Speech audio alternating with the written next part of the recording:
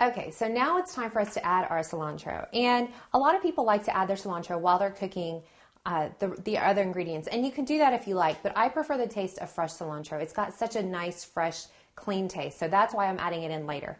Again, if you prefer to have it cooked, go ahead and put it in with your other ingredients whenever you boil it. And for this amount of sauce that we're making, I'm only going to need about half of a bunch of cilantro. And the good thing about cilantro too is that it's really cheap. It's like 50 cents a bunch. And you can actually even eat the stems on the cilantro. They're not as woody as other things like, say, for example, Italian parsley. So I'm just going to run my knife through them. And I'm just going to do kind of more of a rough chop. Because remember, we are going to put this in the blender and it's going to blend up and crush for us. So, okay, so I've got a good handful of the cilantro.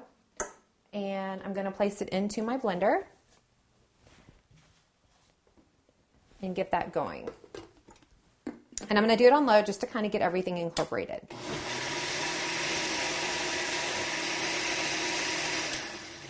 Perfect.